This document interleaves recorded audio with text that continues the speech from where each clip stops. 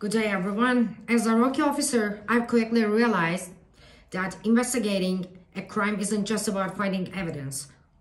It's about understanding people. This course has given me a new perspective on how interviews shape the outcome of investigations. Today, I want to walk you through 5 critical areas that every investigator should master.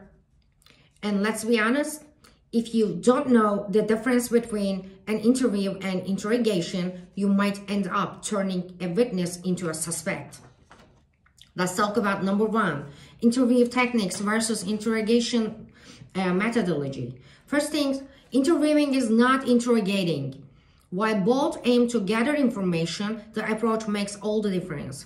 Interviews are non-accusatory, focused on report building and encouraging the subject to share information freely. The goal? Elicit truthful and contaminated statements. Interrogations, on the other hand, are structured, confrontational, and designed to break down deception. They are used on suspects, not witnesses. The problem?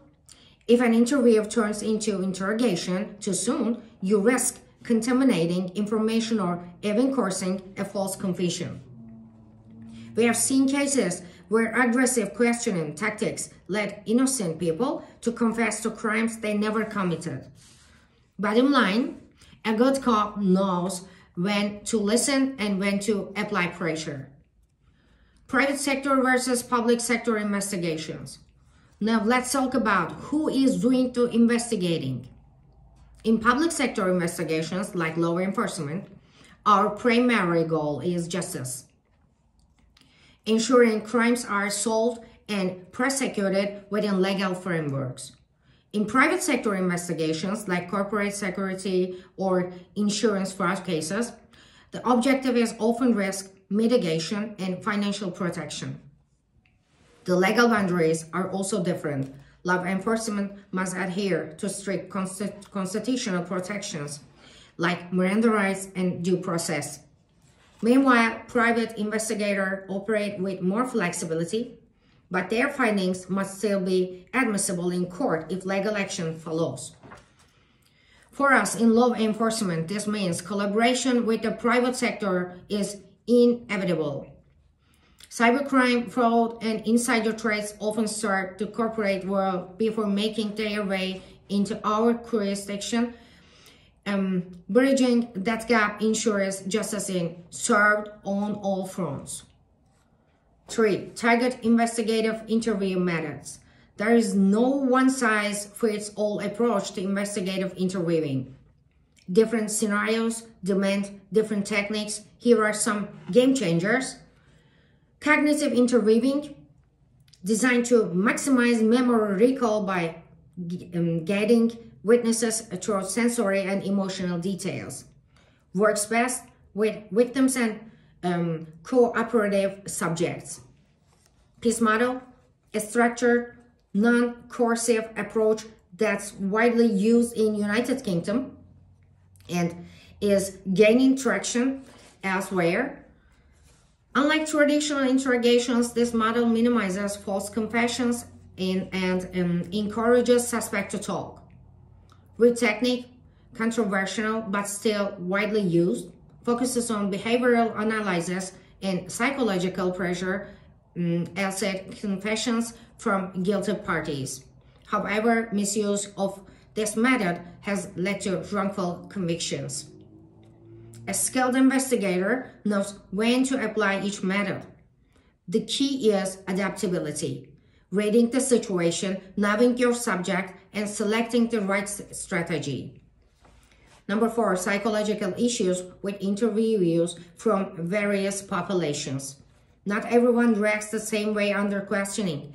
Factors like trauma, cognitive impairments, and mental health disorders heavily impact how a person responds.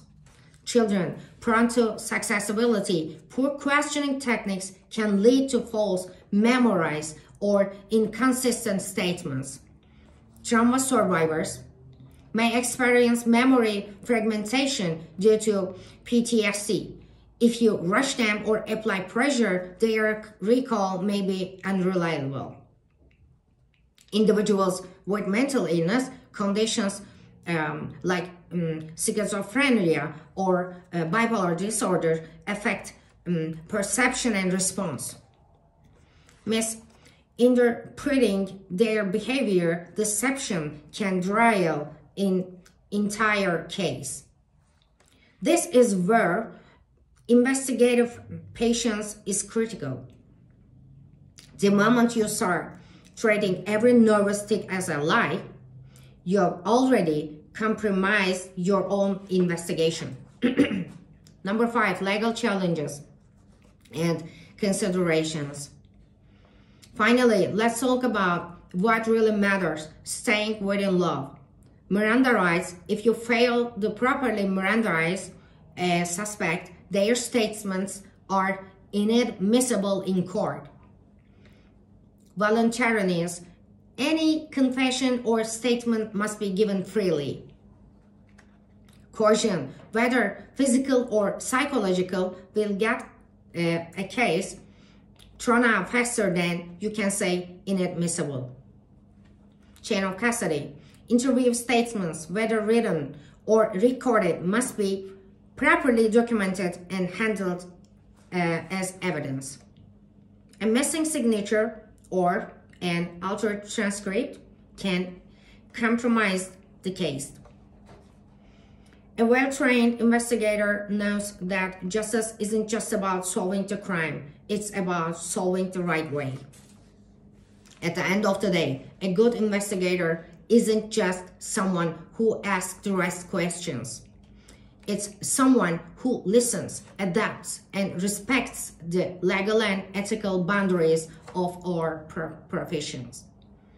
Whether in law enforcement or private sector work, the key to success is integrity, intelligence, and unwavering commitment to the truth. As I move forward in my career, I carry one promise with me. No matter where I am, I trust that I will be the best. Thanks for watching me.